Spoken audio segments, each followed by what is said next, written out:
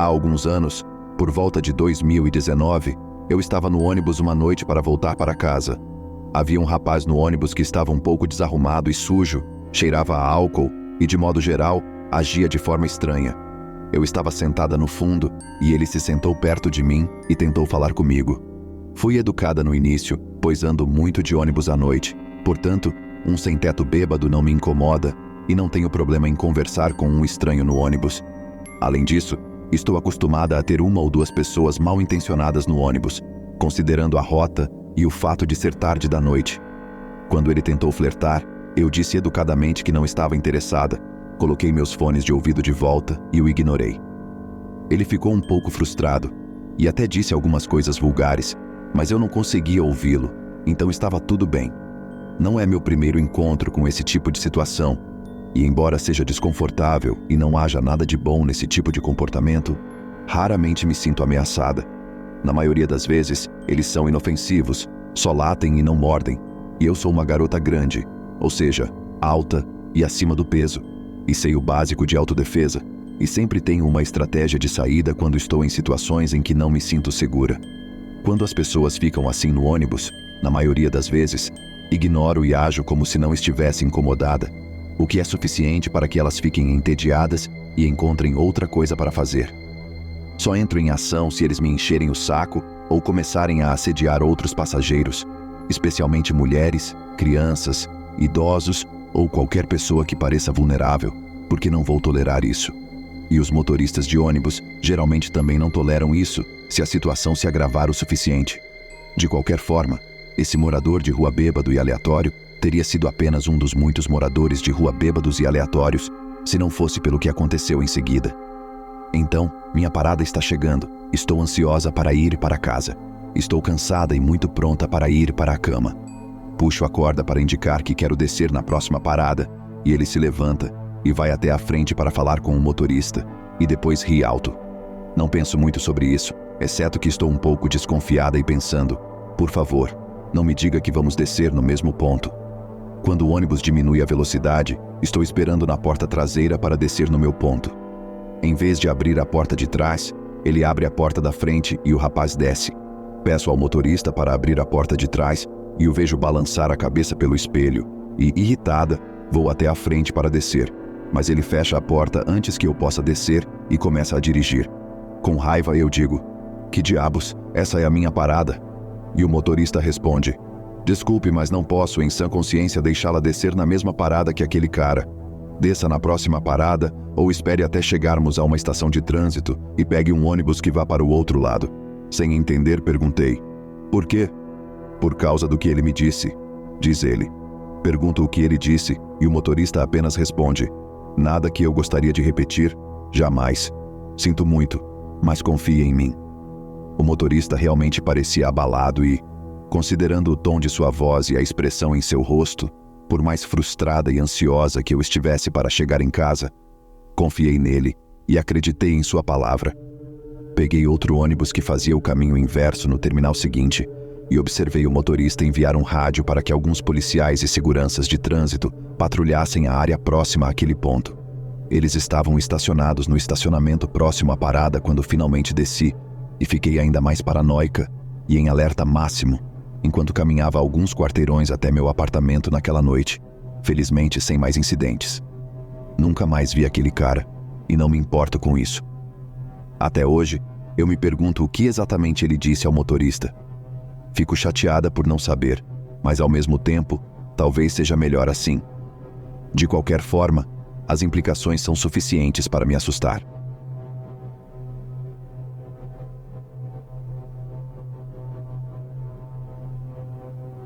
Bem, minha noiva e eu fomos almoçar em uma casa de panquecas local. Tudo estava normal, como sempre. Fomos recebidos, sentamos e fizemos o pedido.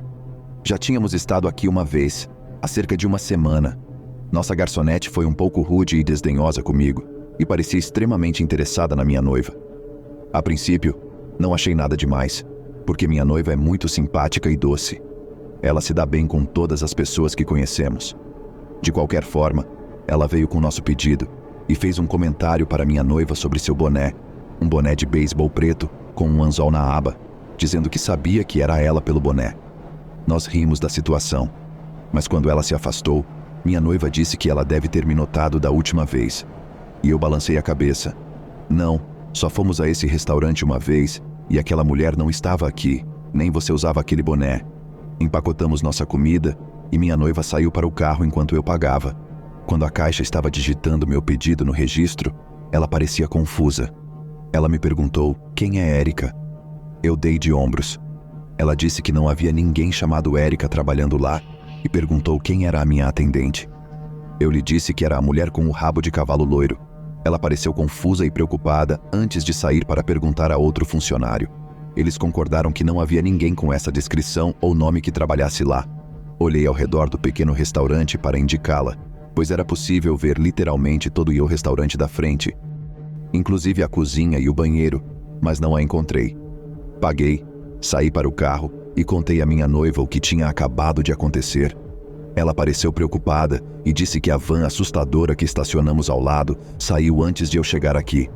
Agora estamos em segurança em casa.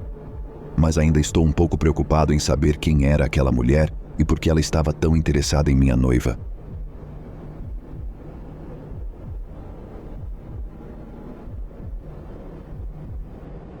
Isso aconteceu há alguns anos, mas às vezes ainda penso nela.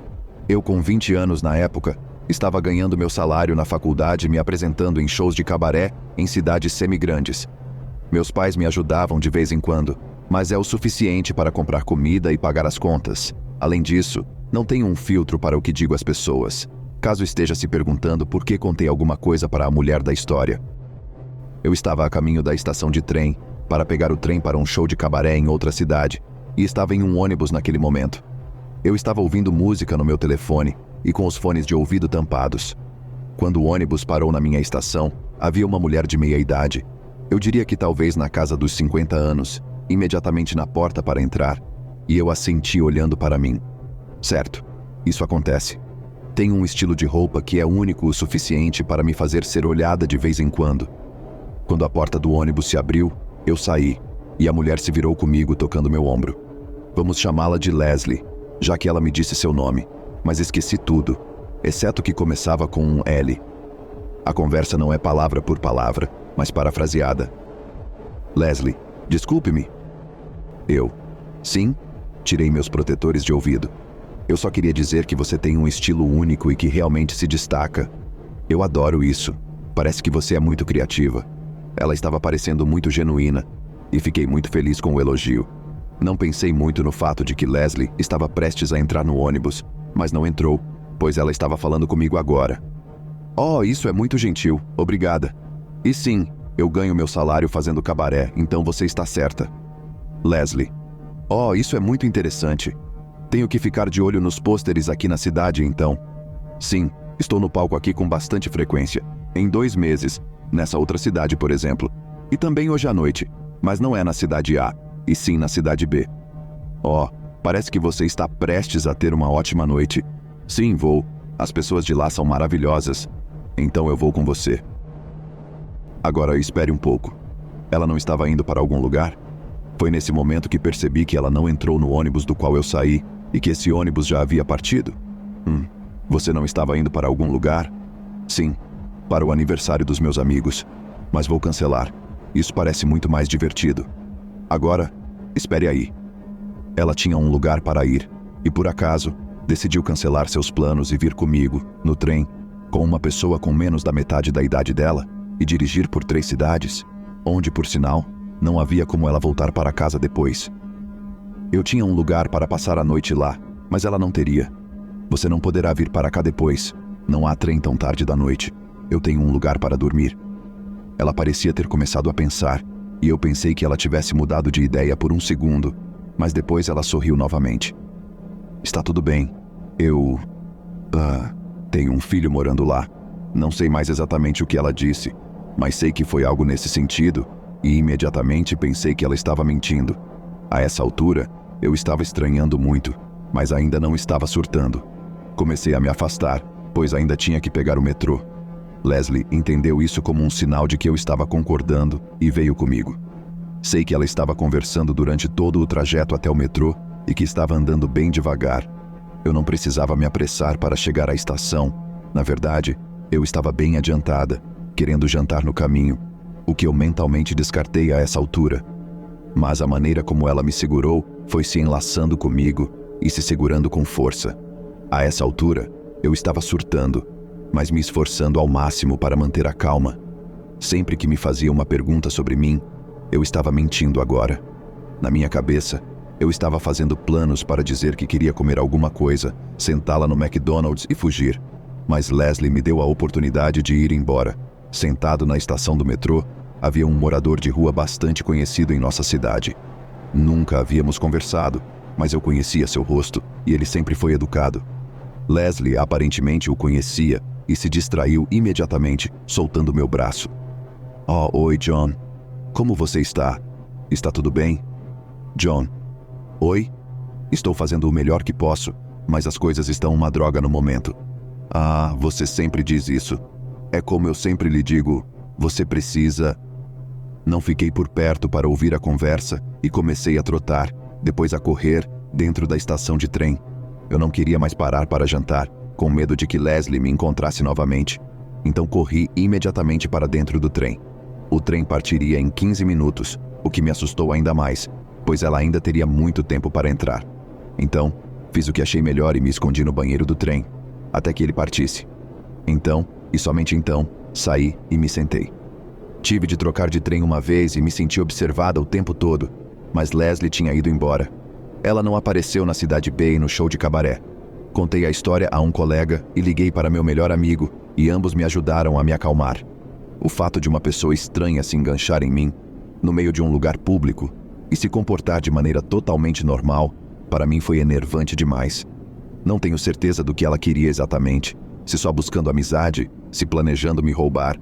Mas uma coisa eu tenho certeza, meus instintos estavam me mandando sair dali rapidamente.